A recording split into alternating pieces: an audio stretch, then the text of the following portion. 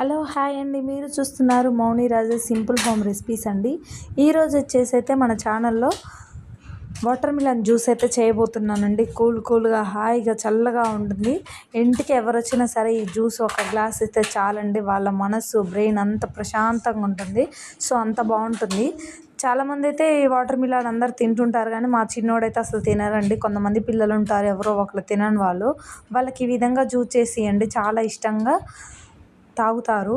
So ముందుగా ఒక half water melon తీసుకొని దాన్ని ఇట్లా క్యూబ్స్లా కట్ చేసుకొని, అలాగే 2 టేబుల్ స్పూన్ షుగర్ కూడా వేసుకొని మొత్తం ఒకసారి అయితే మిక్సీ పట్టుకోవాలండి. మెత్తగా మిక్సీ పట్టుకొని దీన్నంతా వడగట్టుకోవాలి. ఎందుకంటే సీడ్స్ కూడా ఉంటాయి కదండి. సో అవి మళ్ళీ నోట్లో తగులుతుంటే కూడా పిల్లలు చాలా వరకు ఇష్టపడరండి. సో ఈ విధంగా వడకట్టుకున్నాక దీంట్లో నేను హాఫ్ లెమన్ జ్యూస్ కూడా వేస్తున్నాను.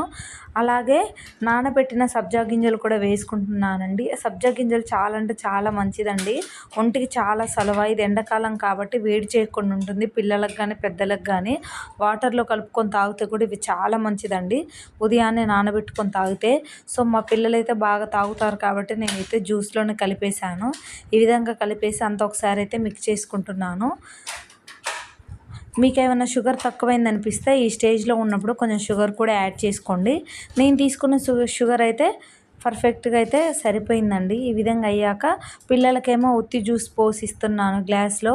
మా హస్బెండ్ మాత్రం సగం స్ప్రైట్ పోసి దాంట్లో ఈ జ్యూస్ కలిపిస్తున్నానండి. మా హస్బెండ్కి అయితే ఆ విధంగా ఇష్టం.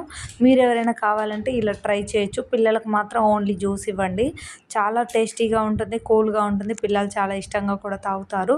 థ్యాంక్ యూ ఫర్ వాచింగ్ అండి. ఇలాంటి వీడియోస్ కోసం మన ఛానల్ని సబ్స్క్రైబ్ చేసుకోండి.